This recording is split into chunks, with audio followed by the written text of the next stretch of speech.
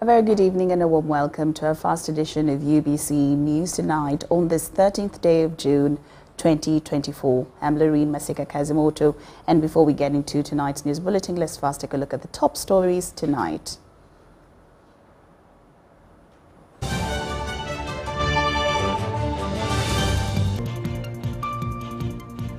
In our top stories, President Museveni chairs High Command meeting.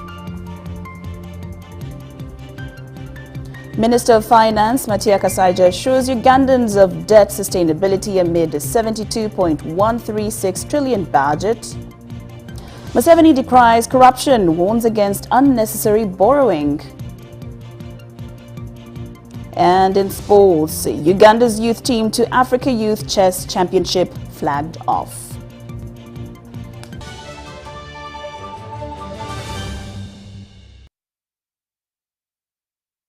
Good evening once again. I'm Lauryn Masika Kazimoto.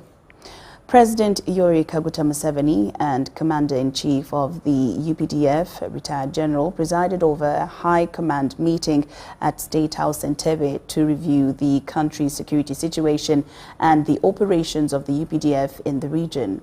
Top UPDF leadership attended the meeting, including the Chief of Defense Forces, General Muhoozi Kainerugaba, Deputy CDF, Lieutenant General Sam Okiding, Commander Land Forces, Lieutenant General Kayanja Muhanga, Reserve Force Commander, Lieutenant General Otema Awani, Commander, Air Force, Lieutenant General Charles Okidi, and SFC Commander, Major General David Mugisha, alongside other service commanders and chiefs. Representatives from the Ministry of Defense and Veteran Affairs, including Minister Jacob Oboth, State Ministers Huda Olera and Sarah Nyirabashitsi Mateke, and Permanent Secretary Ms. Rosette Byengoma were also present at the meeting.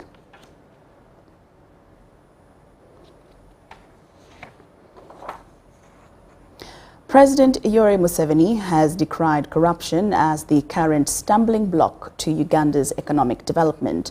Museveni warns of unimaginable consequences for the corrupt, vowing to stamp the vice out of Uganda.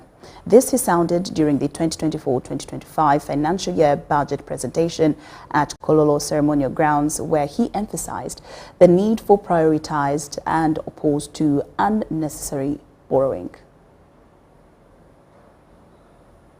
Bail. Why do you emphasize bail? Why don't you emphasize trial so that we get the truth? That's what you should emphasize. Because when you talk of bail, you are playing in the hands of the enemy. The Bajankwere will say, when the Bajankwere said that, we are finished. He spent one night and came back. There was nothing, in other words. So you will not see your justice. You're talking justice that freedom in the constitution. That's not. That's a foreign concept. It's not our concept. Our concept is a dog that steals pays with its back. So you must handle it quickly and decisively. Those concepts are very dangerous because they separate us from the people. There is another one. There's another one which says, I can come to court and keep quiet. Really? I keep quiet. The Bajankwere will say, Ogurum Shuma, he is a thief, he has nothing to say. Aware of those concepts. But please, here we should deal with our situation like we dealt with the issue of Zabroni. That's how the NRA was saved. Otherwise, we would have been finished. In Uganda, people would have lost confidence in us, and it would have been very difficult to recover. Because there we had a chance to show who we were, and we did it. And that's how the NRM was built up. So the NRM of today, please.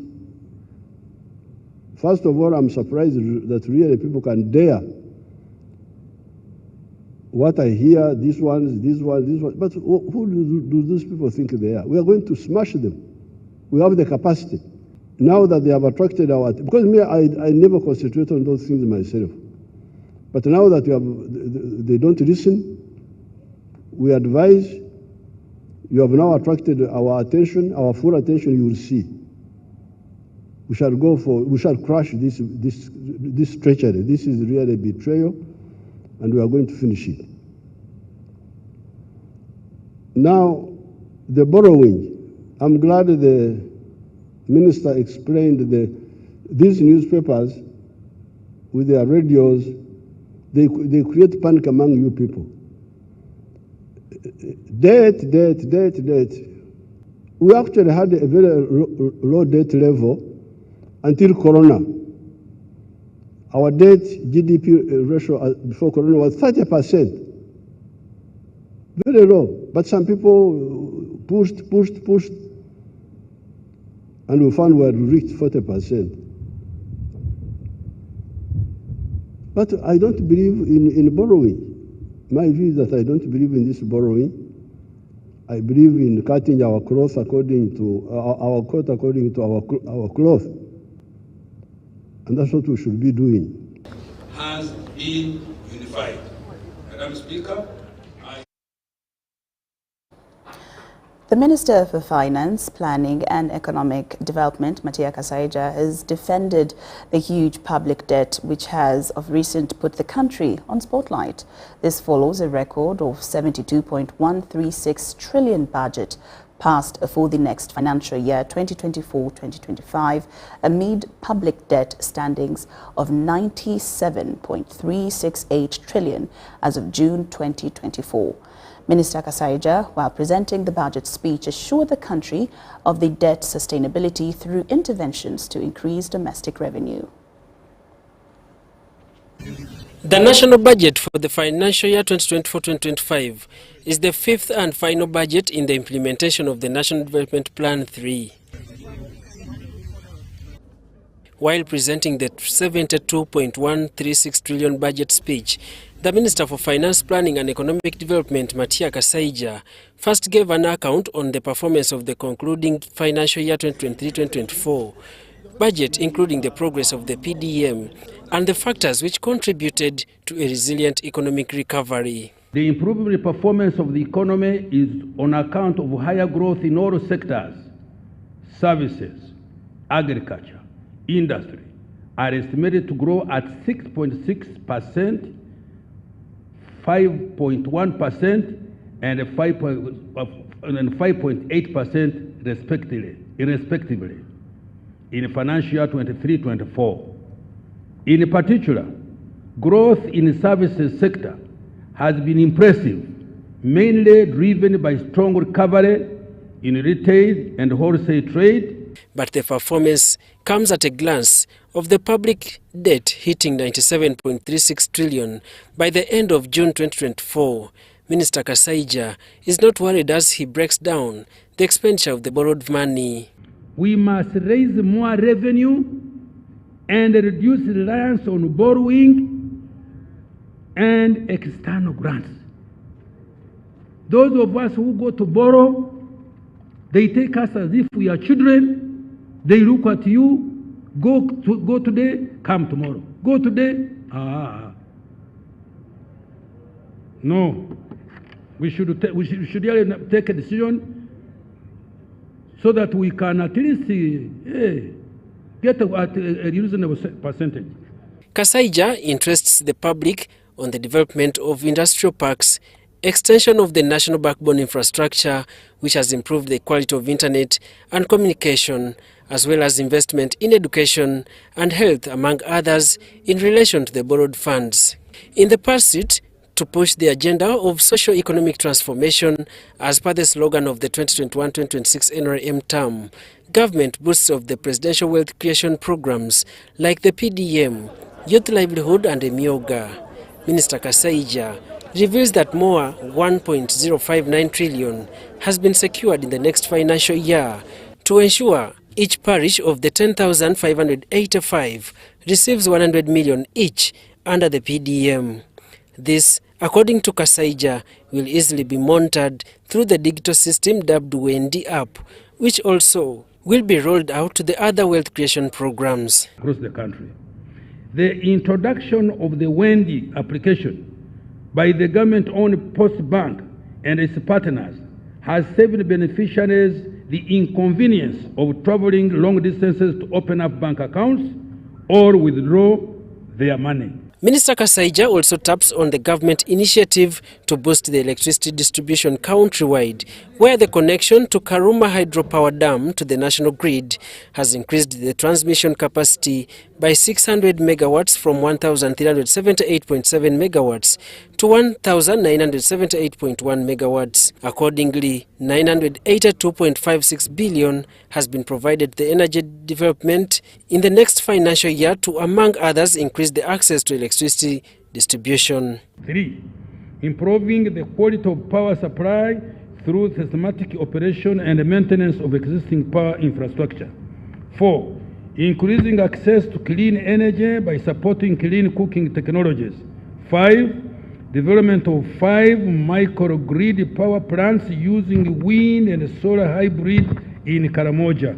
Minister Matia Kasaija reveals a projected expansion of Uganda's GDP to shillings 225.5 trillion in the next financial year. This is equivalent to US dollars 60 billion. Kasaija highlights drivers which will aid the growth of the GDP, including increased investment in oil and gas activities, increase in tourism activities, and private investment growth supported by foreign direct investment, among others. This growth will be driven by 1. Increased oil and gas activities as we move towards the first oil production in financial year 2025-26. 2. Growth in exports. Another intervention, as per the budget speech, is the objective to facilitate the growth of e-mobility and affordability of electric cars and motorcycles in order to protect the environment, where the government has waived taxes to suppliers of electric motorcycles and vehicles. This is also in tandem with the government support to Kira Motors, as 32.5 billion has been secured in the next financial year to complete the plant. I support the Kira Motors to construct and equip a magnificent 2,500 vehicles per year manufacturing plant in Jinja Industrial Park. This facility has capabilities for bus and truck body manufacture, vehicle painting, powertrain manufacture. Efforts are now targeted to witness how the recent tax policy measures, as approved by both Parliament and Cabinet, will ensure that the targeted domestic revenue of 31.98 trillion is achieved towards the end of the next financial year 2024-2025. Daniel Mugoya, Gloria Gutabinji, UBC News. Of the 71.130 trillion budget that has been read today by the Finance Minister, Matia Kasaija, 37.819 trillion shillings has been set out to finance government programs, with human capital development, governance and security taking the lion's share. Mark Arnold Wadulo shares a breakdown of the program allocation as per the National Budget Financial Year 2024-25. The total budget for the financial year 2024-25 amounts to 72.130 trillion shillings. Proposed program allocations are as follows: Human Capital Development, 9,964 billion shillings. Governance and Security, 9,138 billion shillings. Integrated Transport Infrastructure and Services, 5,194 billion shillings. Development Plan Implementation, 2,342 billion shillings. Private Sector Development, 2,075 billion shillings. Agro-industrialization, 1,672 billion shillings. Regional Balanced Development, 1,575 billion shillings. Sustainable Energy Development, 1,053 billion shillings. Legislation Oversight and Representation, 978 billion shillings. Sustainable Petroleum Development, 920.9 billion shillings. Natural Resources, Environment, Climate Change, Land and Water, 682.6 billion shillings. Administration of Justice, 481.4 billion shillings. Tourism Development, 404.9 billion shillings.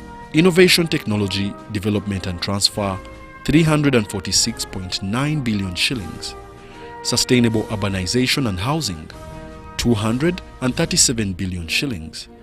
Digital Transformation, 230.9 billion shillings. Manufacturing, 207.3 billion shillings. Public Sector Transformation, 200.5 billion shillings. Community Mobilization and Mindset Change, 70.4 billion shillings. Mineral Development, 41.6 billion shillings. All program allocations amount to 37,819,200,000,000 shillings. Wadulo Makanold for UBC News in Kampala.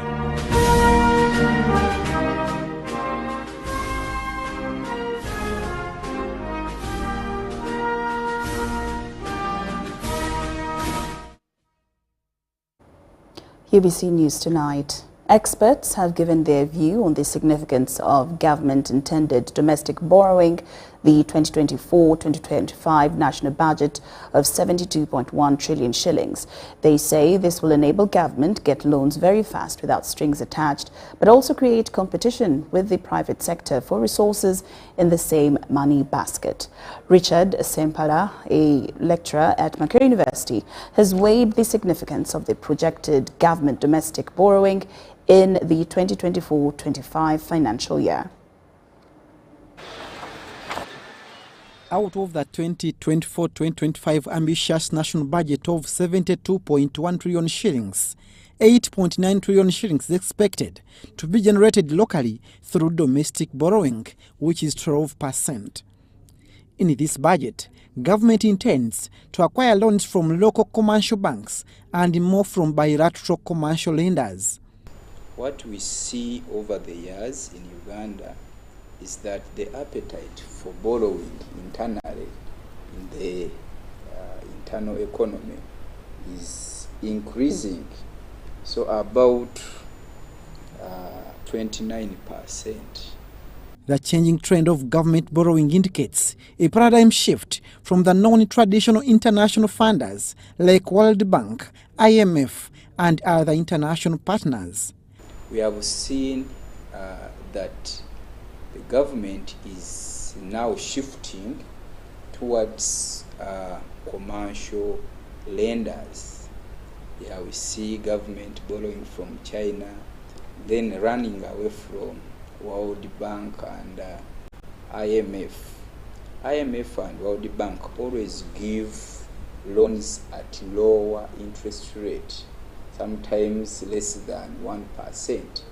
But when you go for commercial borrowing from these bilateral lenders, yeah, sometimes we borrow at high rate. It has been established that local commercial banks have high appetite of lending government with limited conditions. So lenders, they look at the money. How much are you borrowing?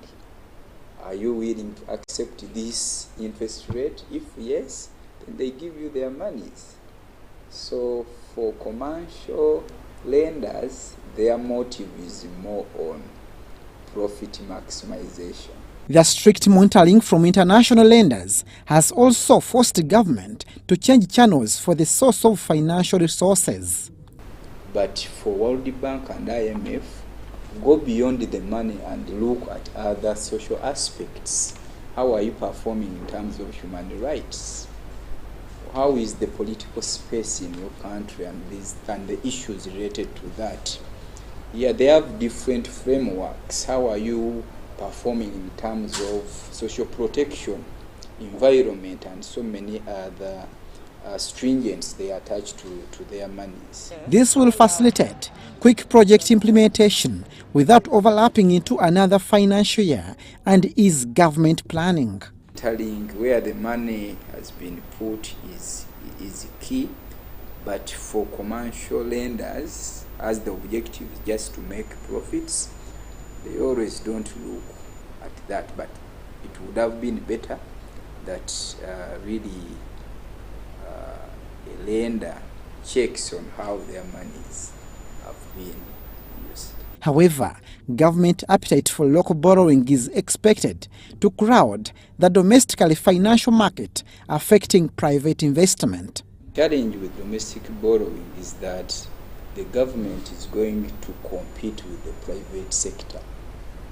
Wherever we have that competition, always the banks who have the monies wish to lend to government, because the government at least can pay at any time. But as an individual, you can even run away. Local commercial banks are likely to hesitate from extending loans to individuals as a mechanism of minimizing risks in recovery. The implication that has on the entire economy or the workings of the private sector, it does that crowds out the would-be money the private sector would borrow to finance their undertaking. So whenever we see the government coming to borrow internally, it reduces the would-be capital. People or businesses, the industries would borrow to start up a business or to refinance their activities. Government projects to spend at least half of the 72.1 trillion shillings budget on debt obligations, whereby domestic debt refinancing is to consume 19.8 trillion shillings. Abdul Nasir Lubwama and Rogers Komagum for UBC. The Executive Director of the Uganda Export Promotions Board, Eli Twineo, forecasts that Uganda's economy will experience moderate growth driven by key sectors such as agriculture, mining and tourism. He emphasizes the importance of value addition to access new markets in Europe, North America and the Middle East. He noted, however, that Uganda's total exports have grown at an average rate of 8% per annum, increasing from $6.171 billion in 2019 to $9 billion in 2023. You have DR Congo as a big market. You have South Sudan as a big market. You have Kenya. You have Rwanda. You have Tanzania, especially northern Tanzania. You have Burundi, but Somalia has come on board, and more other countries are planning to come on board. But also you have COMESA. You have African Continental Free Trade Area, where there is a market in Algeria, in Morocco, in Nigeria, in Ghana, for beef, for milk, especially powdered milk, for coffee, for tea, for fruits and vegetables, and other products. We would have to commercialize those products that we want to produce for the export market, and also add value. Value addition will be a game changer, especially when you look at it that we can do value addition and export to the regional market. But I've also told you that if we added the value, we can even reach the so-called high-value markets in Europe and North America and the Middle East. So really, this is what I think the crux of it is, that Uganda's economy is growing, domestically is propelled by what I've said, manufacturing, agriculture, services, and you can always add their services of IT. The government is investing in the parish development model, which is meant to modernize, get people out of subsistence, commercialize agriculture, monetize the rural economy. And I have no doubt that if PDM is done well, with good monitoring and evaluation, we will make a lot of money. The Minister for Microfinance, Haruna Kasolo-Cheune, has granted Emyoga Sacco leaders full autonomy in fund management, eliminating the need for district authorization. He emphasized the importance of savings for all Emyoga beneficiaries. During a monitoring and evaluation exercise in Busia District, Kasolo expressed satisfaction with the program's positive impact on the youth and women. Minister of Microfinance, Haruna Cheyune Kasolo, has called on the Samia communities in Busia district to fully embrace government poverty eradication programs. During a monitoring and evaluation exercise of Emyoga revolving funds in Samia, Bugwe North, South and Central, Minister Kasolo emphasized the importance of utilizing the Emyoga seed capital for its intended purposes, ensuring maximum benefit for local development and empowerment. This money came from the President to support you in wealth creation. And this money will never go back to the President. This money will never go back to government. This money came to you, and therefore it became your money. You are supposed to use it as a group, as a revolving fund. The government has embursed an additional 20 million shillings to Emyoga SACCOs effectively to support local enterprises and drive economic growth. Beneficiaries including youths and women engaged in enterprises of tailoring, performing arts, public transportation, restaurants, market vending are making significant progress in the Samia Bugwe communities. Through the education we give to these members, many of them have benefited. They open businesses, they sell fish. Most of them have taken their children to schools, better schools, and have improved on their standards of living. At least we appreciate the government. Certified, bali bulungi, bali active nnyo. We've benefited a lot in Emyoga program. We have recovered 74,520,500 shillings. Also having smaller businesses like Oktunda tomatoes, Mukene, second-hand clothes. Then the gentleman around me here also bought a motorcycle out of Emyoga money.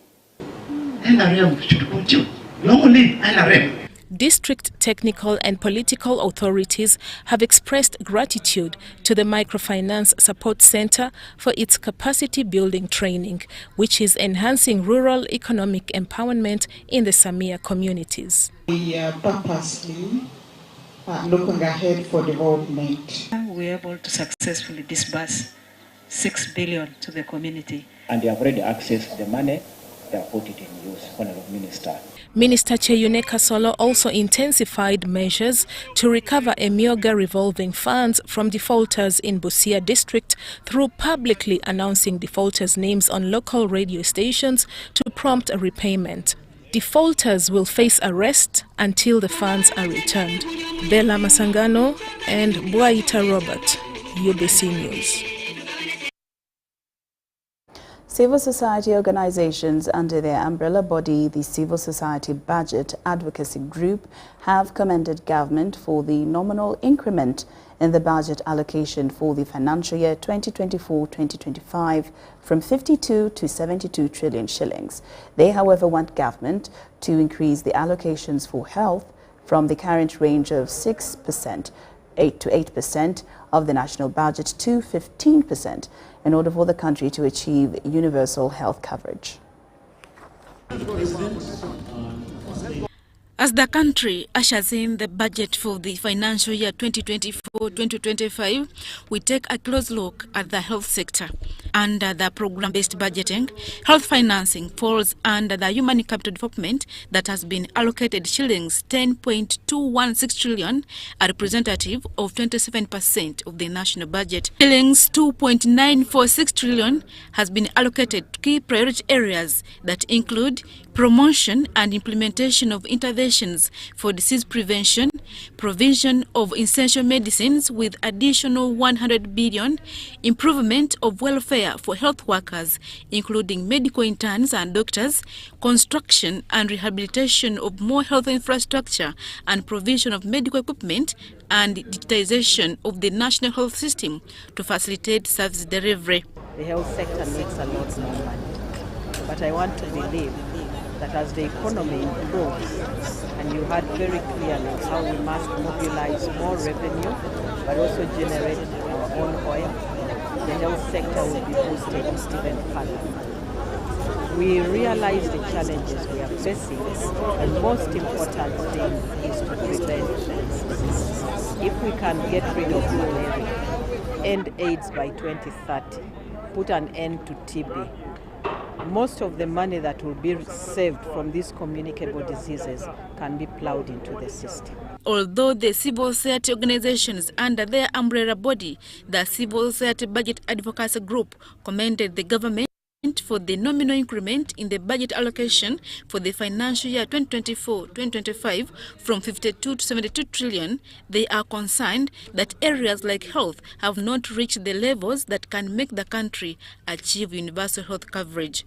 So even from last year to this year, though, there is a slight increase of about 400 billion, but that's a drop in the ocean, and you see it's going to very particular things, the Heart Institute, the Cancer Institute, general hospitals. Of course, general hospitals contribute to achievement of universal health coverage, but in terms of percentage allocations, we've stagnated. In nominal terms, the amounts, those have increased significantly, but the population has grown, and percentage-wise, that has not increased. So it's still a big concern. I think health remains an underfunded priority, whereas it's lumped under human capital development. I think it would be very good to disaggregate and look at it as a separate program, because even human capital cannot develop if they are not healthy. You want to train them, you want to develop their capacity, they want to gain knowledge if they are not healthy. So I think health is still a unique program that should be prioritized and well funded. They have commended government for investing in interventions that have reduced maternal deaths. Congratulate government, but also all the stakeholders that are involved in this. I think that's highly commendable. I think there have been initiatives to reduce this in the response with our maternal health, doing those maternal death audits, but also improving stock of some of those commodities that stop maternal mortality, but also overall sexual reproductive health programming. Government has also been urged to promote initiatives that can sustain domestic financing for key areas in health, since external funding is continuing to narrow.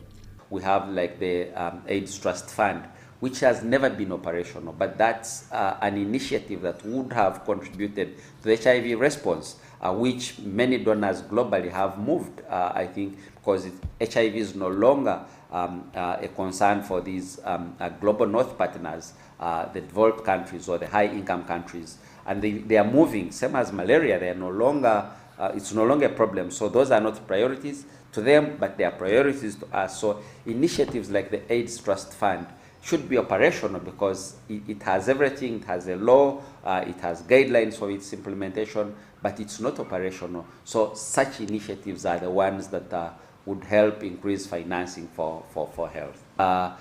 Also, the National Health Insurance Scheme. I think in the region we are the only country without that scheme. So it's another critical initiative to ensuring that we reach universal health coverage. So it's calling upon our government to ensure that that bill is passed, and we have a national insurance scheme, which is a safety net, especially to those that are vulnerable, because we see about 50% of Ugandans, according to our national health accounts, accessing healthcare in the private sector, meaning they're paying out of pocket these catastrophic expenditures. So we need this scheme, the National Health Insurance Scheme, to prevent those catastrophic expenditures that hinder people from accessing healthcare. Equitable healthcare financing is critical because a healthy population is key in contributing to the development of the country. Adia Nakute, UBC. Now, in other news, President Museveni has urged the Bataka to promote the NRM's wealth creation message to the masses. This was during a meeting with Buganda Kingdom leaders at State House in Entebbe, led by ICT Minister Joyce Nabusa Sebugwao. So, President, okwebaza oluwagizi bw'olaga n'otusasulira ettaka lyaffe. During the meeting, President Yoweri Kaguta Museveni encouraged the clan leaders to preach the national resistance movement wealth creation message to the masses. This was a follow-up meeting following an interaction between the two parties last year. In the first meeting, the clan leaders requested the president to purchase for them land, a request he responded in the affirmative. Sebo president jalo kutegeeza nti ettaka liwatugulira walisasula sente nyingi naye ffe nga bataka wano tugamba nti teririiko muwendo gw'oyinza kuliteekako. Ffe twafuna ekintu eky'omuwendo ennyo gye tuli. Ate nekibeera kya byafaayo president kye watukolera, kubanga okumala emyaka nga 15 ensi yaffe eno nga abatufuzi b'amatwale bazze bajjajja bano boolaba ku nsonga z'ettaka babadde mu kufiirwa. President Museveni agreed to provide the requested land. The Bataka expressed their intention to construct 2 buildings on the 2.2-acre plot gifted by the president. These buildings are to house cultural resource centers, including a museum and a theatre. Sewa Bataka batandikawo kaweefube okutuuka mu bazzukulu nga babatuusaako obubaka obwekuusa ku nkulaakulanya mu mirimu n'okwejja mu bwavu, era nga tutunuulira emirimu gyaffe gino egya bulijjo gye tukola obulimi n'obulunzi, naye ng'ate sewo tutunuulira n'emirimu gyaffe egy'ennono. Naye waliwo n'emirimu emirala sebe egy'obuwangwa gye twakolanga edda. Waliwo okuweesa mulimu gwa jjajjaawo Katongole, era kyekyamutwala emulema kubanga mu bendobendo eryo eri amayinja mangi nnyo ge basobola okufukuta ne bajjamu ebyuma. President Yoweri Museveni agreed to set up the buildings for them using the Uganda People's Defence Forces Engineering Brigade, and also pledged to support the Bataka Circle with shillings 200 million. I will make a contribution to the building itself.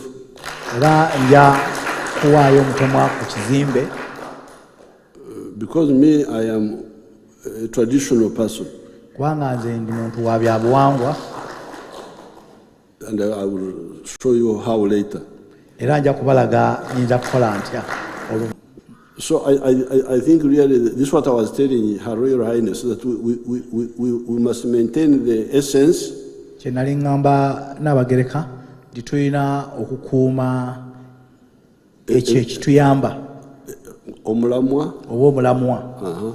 Of a rules-based society. Okuba n'abantu baffe nga tutambulira ku mateeka ag'obujjajja oba ag'obuwangwa agasaanidde mu kiseera ekyo. So I will be very happy to contribute.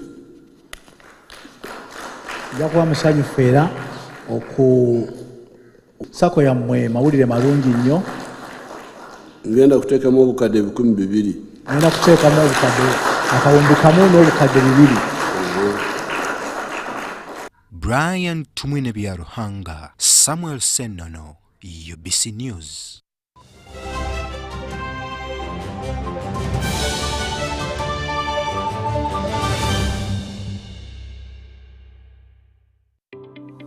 The Uganda National Oil Company, UNOC, is wholly owned by the Government of Uganda and was established to safeguard and promote Uganda's commercial interests in the petroleum sector. UNOC has 2 subsidiaries, the Uganda Refinery Holding Company, URHC, which will hold a 40% stake in the 60,000 barrel per day refinery and manage the development of Kabalega Industrial Park, and the National Pipeline Company Limited, NPC, in charge of pipelines, storage, and downstream business ventures. This subsidiary holds 15% interest in the East African Crude Oil Pipeline, EACOP. EACOP is a 1,445-kilometer long pipeline that will transport crude oil through 10 districts in Uganda to the port of Tanga in Tanzania. UNOC is also actively engaged in crude oil exploration, development, and production activities, and its participation role includes a 15% stake in the Tilenga, Nwoya, and Bulisa, and Kingfisher development projects, Chikure. UNOC also holds the exploration license for Kasuruban Block in Hoima, Bulisa, and Masindi. UNOC currently owns and manages the Ginger Storage Terminal and will build a 320 million litre capacity terminal in MPG called the Kampala Storage Terminal. At UNOC, we're harnessing the potential of Uganda's petroleum resources, forging a sustainable future and preserving the natural beauty of Uganda. UNOC, your partner in Uganda's oil and gas industry.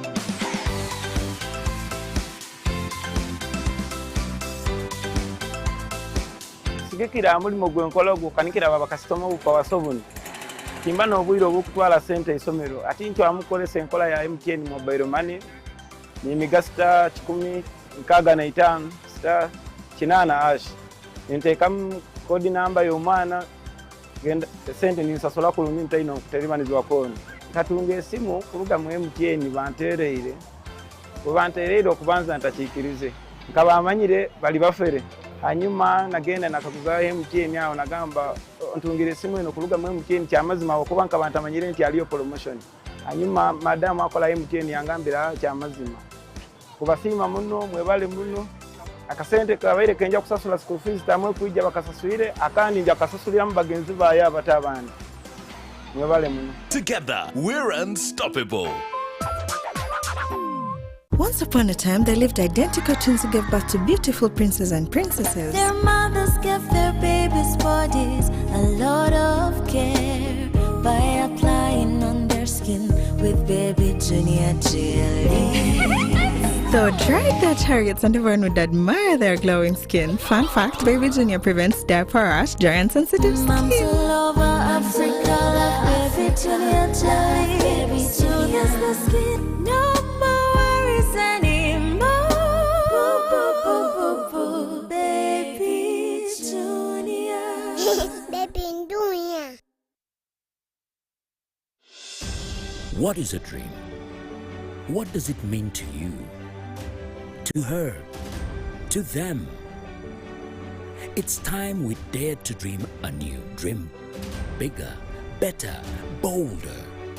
Let's dare to dream of tomorrow, today, of someday, of the hope that comes with change, of a change that transforms lives.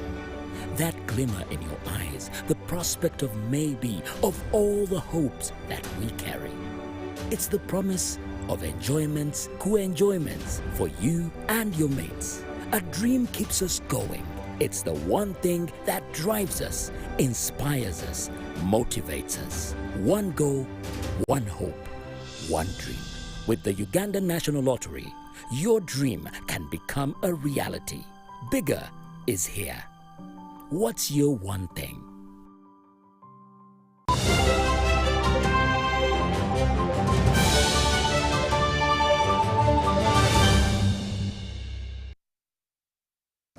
Welcome back from that break.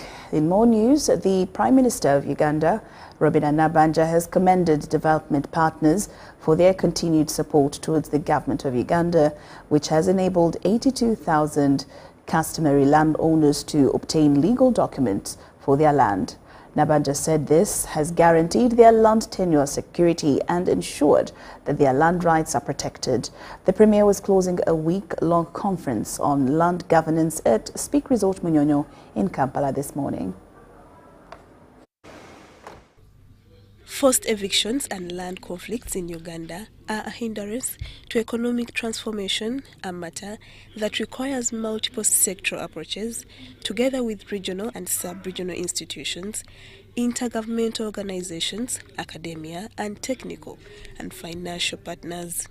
For a week now, experts on land governance from 35 countries have been meeting in Kampala to deliberate and learn from each other on how they can successfully promote land governance. It's a democratic space and a progressive space for land reforms that has allowed for close collaboration. And since this week has been a learning week on government and CSO collaboration, that environment actually exists in Uganda. A very efficient investment. We know about land conflicts. You have land conflicts in Uganda, as we've been hearing about land conflicts in many other countries because of poor recognition of land rights. We know that we are dealing with a climate crisis, with a biodiversity crisis. We know that economic opportunity comes from good land management. So all of these advantages, all of these benefits, including women empowerment and youth empowerment, start with the recognition of land. The Minister for Land, Housing and Urban Development, Judith Nabakova, said Uganda was chosen to host the conference because of the enabling environment that ensures all Ugandans are assured of their security. This week-long learning and capacity sharing exercise has highlighted many best practices, challenges, but also lessons learned and practical strategies in improving land governance and to inform policy and legal reviews in the different countries. The Prime Minister, Robina Nabanja, commended the development partners for their continued support towards the government of Uganda, which has enabled 82,000 customary landowners to get legal documents for their land. And of course, you know that here in Uganda, the land belongs to the people. The Prime Minister said that the NRM government is committed to resolving ongoing land disputes and will ensure that illegal land evictions and land transactions are conducted in a transparent and legal manner. These reports require responses which may sometimes call for involvement of multi-stakeholders interventions. The NRM government is committed to resolving the ongoing land disputes and improve land administration and management systems. The meeting discussed land reforms geared towards increasing women's participation in land governance.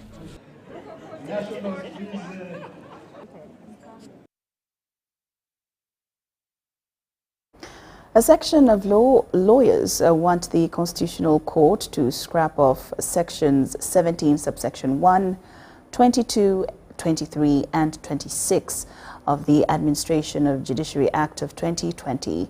Lawyers say the above sections contravene Articles 128 and 174 of the Constitution, which talks about the independence of the judiciary and the equal rights to everyone. We have the details.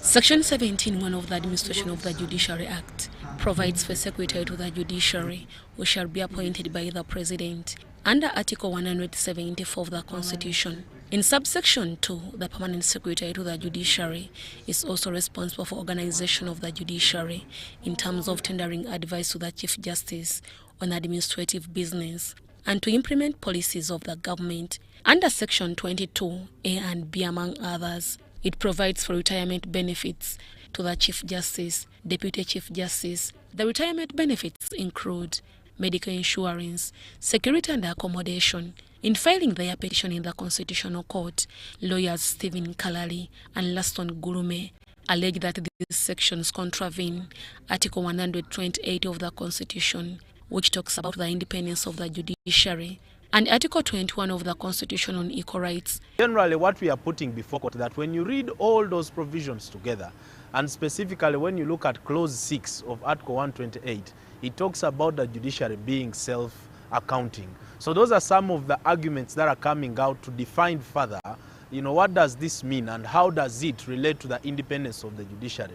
Finance is important when it comes to the independence of the judiciary. Those are some of the arguments that we are making in court. Unfortunately, I'm not. So I believe that leaving these officers without any security, with that kind of inequality, it clearly calls for corruption, because someone would be like, okay, since upon retirement I'm not accorded any particular benefit, it's better I eat and get to the best that I can prepare for my old age. Counsel Kalali says for some judicial officials to be accorded retirement benefits, whereas known to the lower bench, This infringes on the rights of other staff.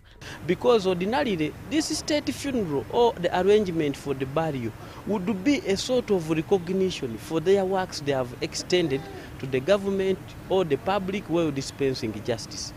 We believe that giving equal treatment to these members of the bar or the judiciary is not asking too much. The lawyers who appeared before Justice Irene Mulyagonja, Justice Oscar Chihika, Margaret Tebulia, Kauma Kazibwe, and Justice Asafu Mojenyi, justices of the Constitutional Court, lawyer Laston Gulume petitioner, highlighted to court some of the grounds in his petition. The petition states that the judiciary is an independent arm of government, that it is a self-accounting arm. We believe that the way that section is couched and set up has some issues of constitutionality that it raises. We believe when these one or two small things are also addressed, it will even empower judiciary further. Lawyer Stephen Kalali was ordered to file his rejoinder in 4 days and Councillor Aston Gulume to file his rejoinder in 7 days. After the Attorney General's Chambers filing its reply to the submissions thereafter, justices have indicated to deliver the ruling on notice. The Attorney General's Chambers was represented by Charity Nabasa, together with other state attorneys. Deborah Namamonde, UBC News. UBC News Tonight takes a very short break, but we return with more stories after these messages.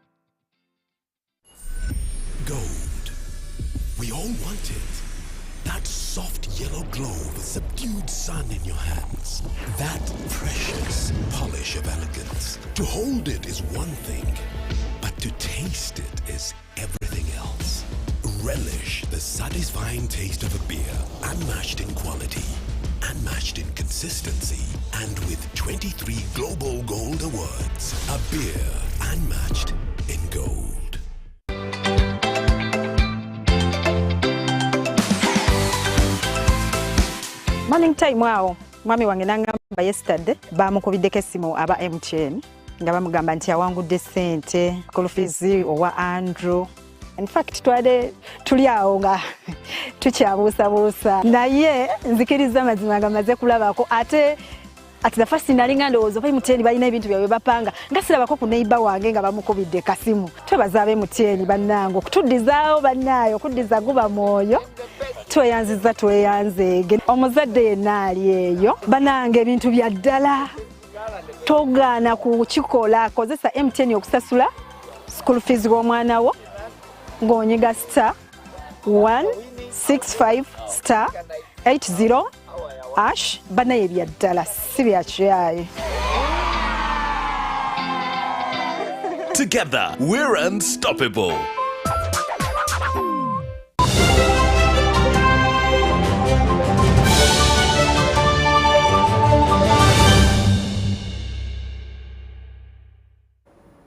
Welcome back from that break and now into the business scene. The first of several regional consultations and sensitization workshops on the Mining and Minerals Act 2022 targeting the artisanal and small-scale mining communities has been held at the eastern Ugandan border town of Busia. The initiative by the Ministry of Energy and Minerals Development and partners seeks to ensure that the country comes up with a formidable policy and law that can safeguard and protect artisanal and small-scale miners in the country. Dennis Segor reports.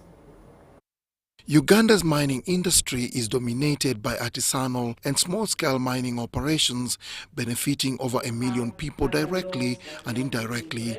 However, there are concerns of the sector's informality. Busia district in the eastern region of the country is prominent for artisanal and small-scale mining gold operations. These regulations aim at addressing two main challenges. One, exploitation, and then two, health challenges. Because most of the artisanal miners neglect the fact that they have access to mining without having the proper technologies, and this has health effects in the near future. The exploitation by the bigger investors and by the other big players in the mining sector should also be addressed in ensuring that one, they have good pay for the little that they are able to mine, but also two, are legally allowed to trade. Fiona Nyamutoro, the State Minister for Minerals, emphasizes the push for the new regulations and formalization of the artisanal and small-scale mining sector is for the good of the sector players and the economy at large. Over time, we got to appreciate that, one, these are Ugandans. They are also stakeholders in the mining sector because the resources belong to the country. And it is very important that even at the smallest level, as long as one is interested in the mining sector, they should be supported by government to be able to do so. And our hope is that they do not just end at being artisanal miners, but they can grow up the ranks. We are going to have a beneficiation center here that is to demonstrate best mining practices to the miners and to encourage value addition so that they can receive more from the sector, and mineral markets where you have the buyer is there, the seller is there, and the miners can have markets for their mineral. What else, what more can the miners need other than having markets to their product? Although government believes that the new legislation will catalyze ASM sector growth, improve working conditions and livelihoods, the mining community in Busia have contrasting views. I think the old law was good, but it was not utilized. They should have just got what is missing in the other law and put. But now this new one, it's totally for themselves to enjoy. We are not agreeing with it because it is impossible. The commissioner was talking about 200 license which he has given away. To whom? I'm here in Busia. I'm a leader in the mining sector. I don't know anybody in Busia and Namaying who has got a license. The element of money. Mining is an expensive venture, very expensive, and it has no static budget. But we have no access to money. You may have 100 million, use it in a few days or in a few weeks. You need equipment. The government is there to tax, but it is not giving us the best of what we would. And what we need is not free money per se. The minerals mined by artisanal and small-scale mining include gold, tin, wolfram, tantalite, iron ore, gemstones, limestone, marble, pozzolana and salt, which are widely distributed throughout the country. The forthcoming legal regime aims to transform Uganda's artisanal mining sector, ensuring that it plays a pivotal role in the country's social and economic development. Dennis Igoa for UBC Business.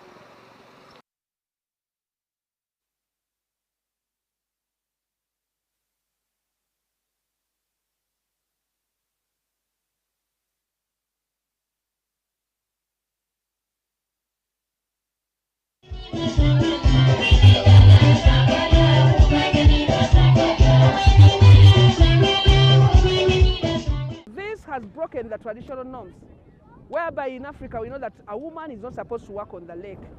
So it has created a great impact on gender equality. Yes, so the women go work in the lake and the men have now come to terms with it. Women in Bujiri district have mastered living and working on water following a UN Women support to empower women economically. At least over 1,400 women have formed Women Economic Empowerment Bujiri to transform poor rural women from vulnerability to economic empowerment. During the inspection of the Women Fish Enterprise at Waka Waka Bridge in Bujiri district, the fisheries officer, also WIB executive Immaculate Were, said since 2019 the women have harvested over 500,000 metric tons of fish. We are producing at full capacity. All the 28 cages can be stocked in order to produce fish. And each cage has got the capacity of producing 10 to 12 tons of fish. During the assessment visit, they inspected 28 cages in Lake Victoria, which have become a source of income for the women. The women are actively engaged in maintaining, feeding and harvesting of fish, from which they earn money to sustain themselves. Women do benefit by earning labor from the labor they offer. At the end of 2023, we were able to make some profits. So these women were paid dividends. Each of the women received 100,000 shillings. So far, the harvest is promising, except for the expensive fish feed. The women have acquired 4 acres of land to establish a black soldier fly project to process fish feed. The project has propelled gender equality and placed women at the progressive end in ending gender-based violence. Whereas we make the wealth, 75% of it goes to only fish feeds. And it's the reason why we are looking out, we are calling out, we really need help in getting a fish feeds mill, because we are technical people. All the technical people whom we are working with are our own youth, our own children, and we employed them, and they are earning a living because of WIB. Banange. Lwaki nti abasaadde abaali bayomba ni mukaseera kano bali kuwulira isano tyesigiri erikwaka. Even the men who are quarrelsome, they are now happy that they can also harvest from this program. Kyova nkoba abakyala nti banange munwere. That's why I tell the ladies, take heart, stand firm. Era mukayiriireko nandokwo. Never leave the lake. The women members have been empowered in many activities to earn an income. Netuyigiriza nti omuntu otandika project nova mu project n'otandika business. Kati twava ne mukuyitibwa aba UN. Tomusomesa nga mukyala nga tutraininga ku olusungu olutonotono. Era tugire nga tuvaayo ndi mukyala afuga eryato najja maadi nakola patrol nayiza wano nakobera abanange biviire ku maadi nafa wano natwala abakungula ebyenanda nafuga eryato nayira wano. This excited Bujiri RDC Mwidu Paul Kalikwani, who proposed that the government increases the women's share on PDM from 30 to 50%, reasoning that Bujiri population of over 500,000 has about 350,000 women that need empowerment. He encouraged women to embrace government programs. My appeal or my advocacy is that more money, this web should be activated so that women continue getting money as it used to be. The visiting team included the UN women representative who said their role was to protect gender equality. They hailed the women for breaking into the male-dominated fishing activity. Women, all of you that I have met today, are true role models for younger generations. You have broken into traditionally male-dominated fish farming industry and demonstrated a substantial contribution to the national GDP. This is what we want. It is not just about teaching things that are foreign, teaching things that are from outside. We're just really trying to move with our culture, with everything else that comes with it, and for the overall vision of Uganda, because Uganda is moving. Abiona Francisco, UBC.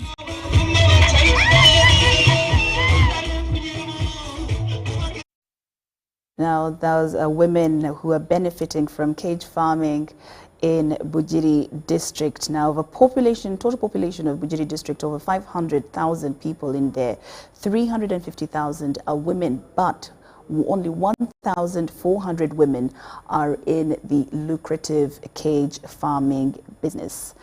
All right, we take another short break and we return with sports news.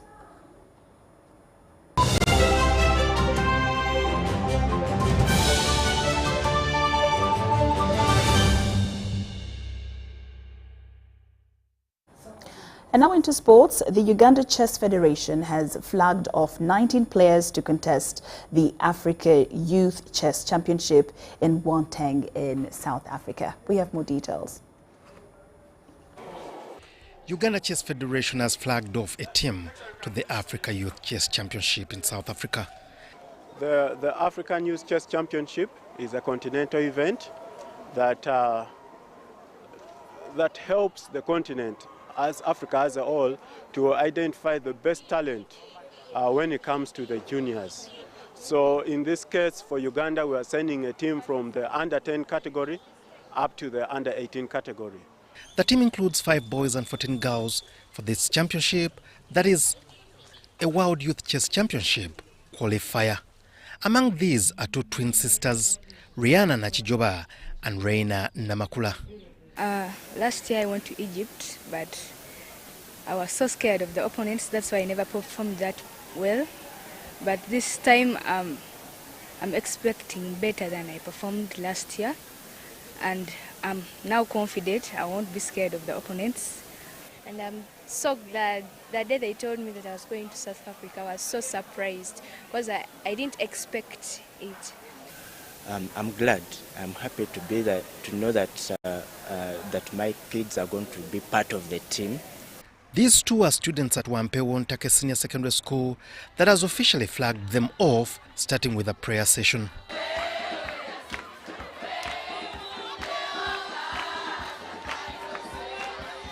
Our chess team is a vibrant chess team. For a long time now, they've been performing exceptionally well. Nachijoba and Namakula have been pivotal in the rejuvenating of the sport at the school that just last week ably defended its Heroes Days Championship. And we give the honor to God that we are able to make 2 of our players qualify for the national juniors to represent the country in the Africa Youth Chess Championship that's due happen starting on 15th to 22nd of June this year. I'm so happy that actually 2 of our own, Nachijoba Rihanna and Namakula Reina, are going to represent us in South Africa. Everyone is talented in some way, because someone might not be knowing who they are in whatever they can do, so they just need to join a club, and then I feel like I'm inspired. You never know, I could also be at one time like them, and I'm so happy for them.